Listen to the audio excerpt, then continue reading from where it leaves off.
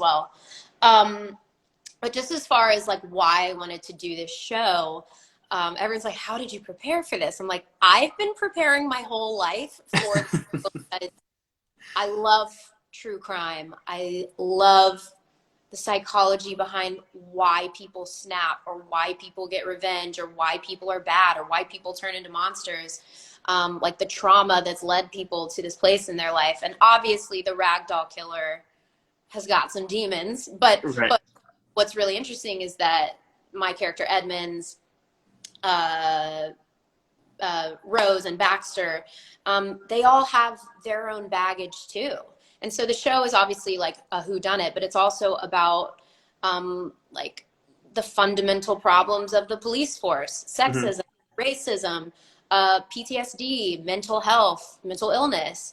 And so each character kind of has something going on in their life that's led them to this point. I'm also like fascinated how and why people choose to take on this job, because it obviously like overtakes you. It like eats away. It has to be your entire life, because like, how do you compartmentalize? How do you go home at night after seeing something like a rag doll? I don't know. It's really interesting to me. Yeah. And for context in the audience today, that when you see a rag doll, it literally is a serial killer who is sewing different body parts of various victims together into one rag doll. And yeah, I don't know how you compartmentalize that. It's not the kind of thing that you can put to bed. No, you really truly can't. Yeah, and so people that are watching this, the rag doll is 6 body parts from different people sewn together, hung from the ceiling in a very theatrical pose. And so I don't know if a serial killer has ever done anything quite like the rag doll, but a lot of it is based in reality and in truth. Lisa, who plays Baxter, after we shot that scene, we're like, this is really messed up what we're filming, because anything bad in the world is rooted in some sort of truth and some sort of reality. And I've done some research on some serial killers, and there is, I forget his name. It's a little gruesome, so I won't go to it, but sure.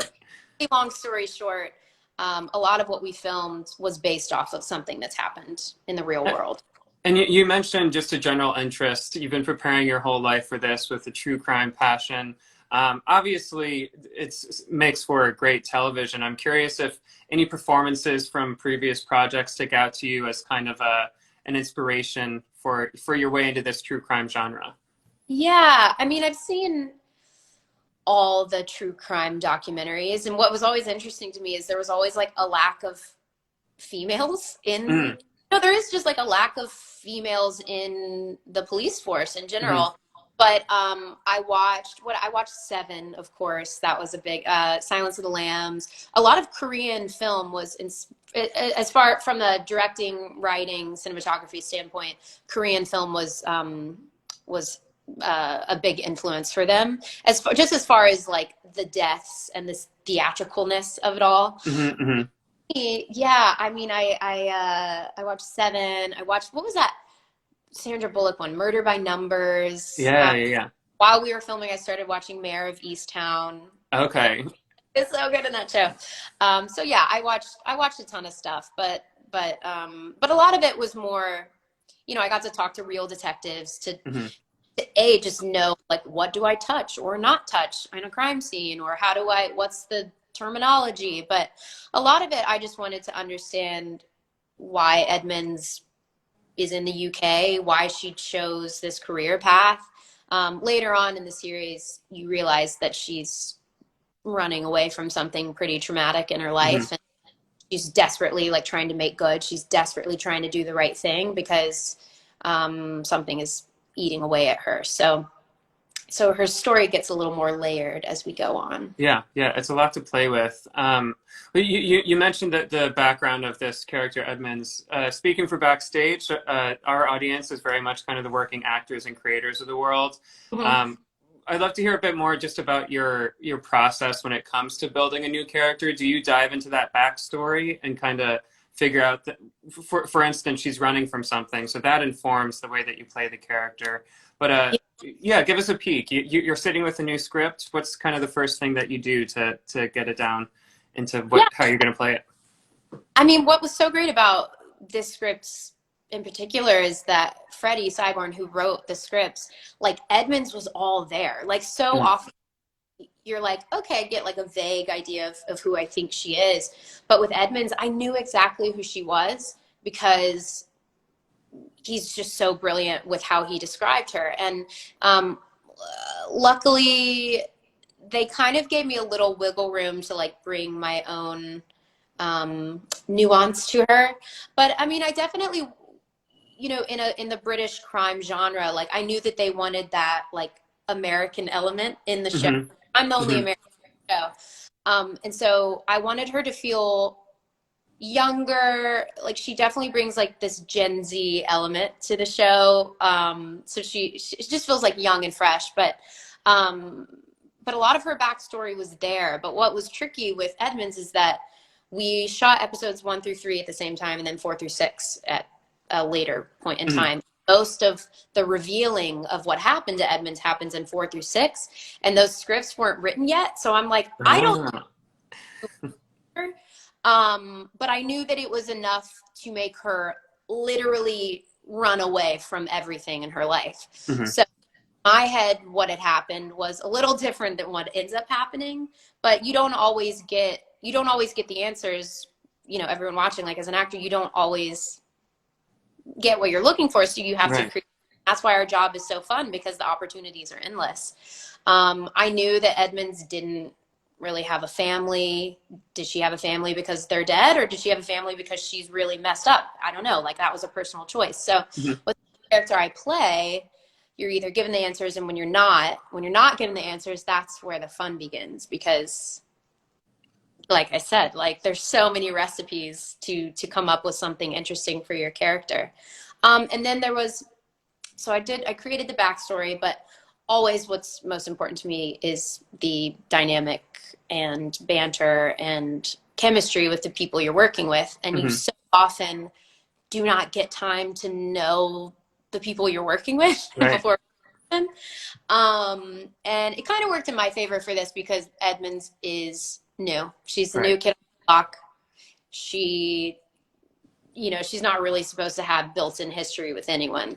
But luckily we did get some rehearsal time, and I got to hang with Talisa and Henry a little bit. And by the end of the show, obviously we had built relationships and chemistry, and we'd figured out our characters a lot more. So that was fun as well. I think that answered your question. Yeah, Yeah. yeah, absolutely. It really is all about that collaboration. In addition to the kind of scene study work and the script analysis, you won't really know what it's like until you're opposite the person that you're going to be acting with, for sure. That's always the scariest part is you don't know what the chemistry is going to be like, and um, everyone doesn't always vibe or mesh. It just doesn't. Sometimes it just doesn't work, and so that first day of filming is always like, I'm really nervous. But Right. this was just great because I mean, Talisa and Henry are so friggin' brilliant in this show. I can't even stress. Like they're just. I learned so much from them. Just we just come from very different um, backgrounds in our work. Like they're very theatrically trained, Hmm. and especially Lisa, like a lot of her work has been on stage, whereas mine, I grew up doing television work. Like that's Right, really how right. craft is. You know, I did Pretty Little Liars for years and years and years, and that was really how I um, learned about everything and learned my strengths, my weaknesses, how I interact with people, like how to actually listen to what another actor's saying in a Hmm. scene.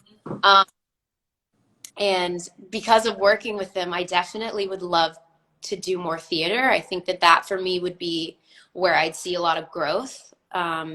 Just like being free. There's something about theater actors that just like, you have to let it all go, right? Yeah, And yeah.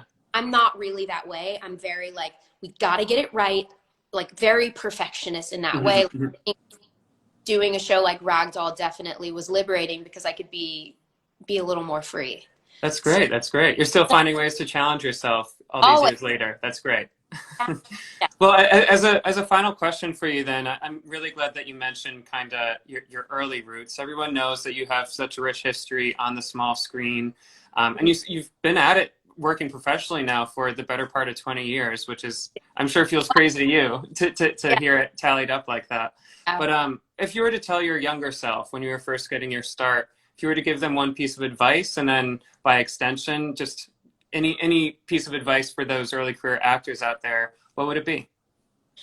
That's a really good question. And I'm like, where do I begin? Let me get my notes out. Right.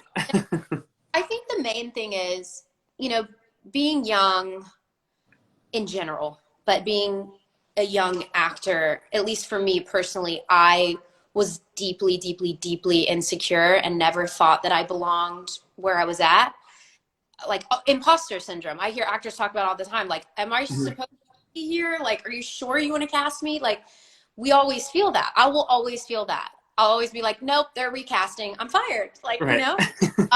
But I think that what I wish and love I could have told my younger self is like, own your power, own space, own your gifts. You are exactly where you're supposed to be. And I think that, you know, things have played out how they're supposed to, and I'm very grateful. I love my career. I love the things I've done.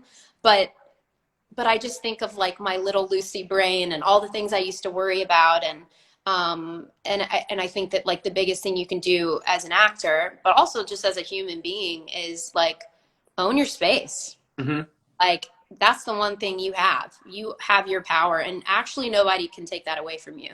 And I'm in an industry, you're in this industry too. Like we're kind of taught to believe that our power lies in other people's hands, like in the Hmm. casting or the producers, but actually no. Like that's the one thing you have are your gifts and your talent and your power, and don't let anyone ever ever ever ever ever take that away from you. It's the only thing you have. It's the only thing you can offer. But also like I have to check myself too, like check my ego and know that like, oh, it's okay to receive notes. It's okay Mm. to learn. Like you're going to constantly get better and learn new things. And I think that that's exciting. I think that it is funny. I often have to like check my ego at the door because as actors, we also all have massive egos.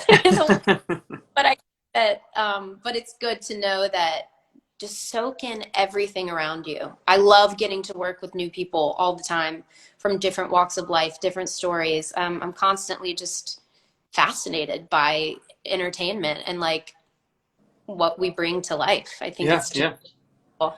absolutely. I think that's great wisdom to kind of pass down to our audience today. And it really has been great to get to know you a little bit. Thank you for sharing your time with us, and congrats on this new series. I can't wait for the rest of the world to see it. Ah, so kind. Thank you so Yep. much. All right. Have a good one. Bye bye.